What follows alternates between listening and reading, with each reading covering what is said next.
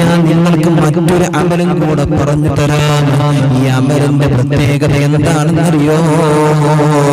നമ്മുടെ ജീവിതത്തിനകത്ത് ഒരു ആവശ്യം നടക്കാൻ, ഒരാളെ സമീപിക്കാൻ നമ്മൾ പോവുകയാണ്.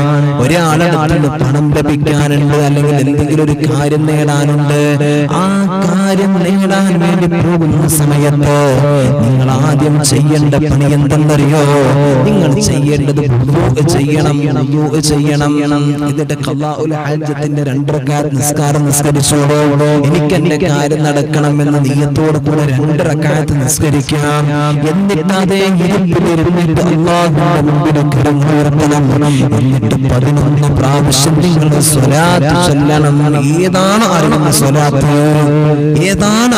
സ്വലാത്ത്? ആ സ്വലാത്ത് ഇങ്ങനെ അധികരിപ്പിക്കാം.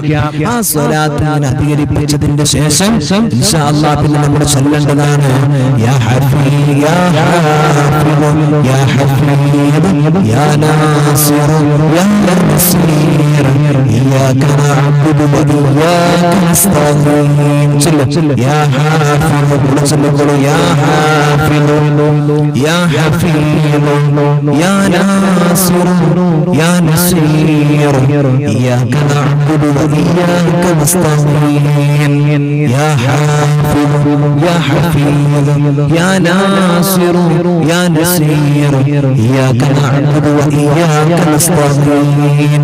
നമ്മൾ ചൊല്ലിയതിന് ശേഷം നമ്മുടെ വലത്തെ കൈ ഇങ്ങനെ പിടിച്ചിട്ട് അതിലേക്ക് 3 പ്രാവശ്യം നമ്മൾ ഊതുക.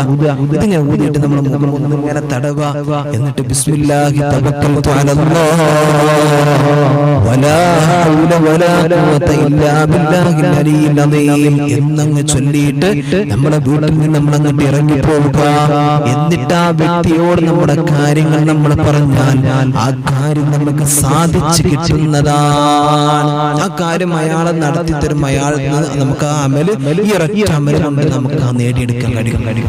അയാളുടെ വാക്കേക്കരം ചിലപ്പോൾ നമുക്ക് വേണ്ടി വരും, അല്ലെങ്കിൽ ഒരു ഒപ്പക്കരം വേണ്ടി വരും, അല്ലെങ്കിൽ എന്തെങ്കിലും അയാളുടെ സഹായം. നമുക്ക് ആ സഹായം അല്ലാഹു സുബ്ഹാനഹു വ തആല റബ്ബ് തീരുമാനിച്ചിട്ടുണ്ടെങ്കിൽ നമ്മളിലേക്ക് എത്തുമെന്നാണ് എന്റെ പ്രിയമുള്ളവരെ. അതുകൊണ്ട് ഇൻഷാ അല്ലാഹ് കഴിയുന്നെങ്കിൽ അമലുകളൊക്കെ ചെയ്തുകൊണ്ട് ജീവിതത്തിൽ മുന്നേറുക. അല്ലാഹു തൗഫീഖ് നൽകട്ടെ. ഇൻഷാ അല്ലാഹ് ഈ ക്ലാസ് കഴിഞ്ഞാൽ ഉടനെ നമ്മുടെ യൂട്യൂബ് ചാനലിൽ ഇൻഷാ അല്ലാഹ് അതിന്റെ സ്ക്രീൻഷോട്ടുകളും കാര്യങ്ങളൊക്കെ എടുത്തിട്ട് അത് എഴുതി ഇൻഷാ അല്ലാഹ് നിങ്ങളുടെ മുമ്പിലേക്ക് എത്തും. നമ്മൾ ഇൻഷാ അല്ലാഹ് പരമാവധി നമ്മുടെ ജീവിതത്തിൽ പകർത്താൻ വേണ്ടി ശ്രമിക്കുക. അല്ലാഹു തൗഫീഖ് നൽകട്ടെ.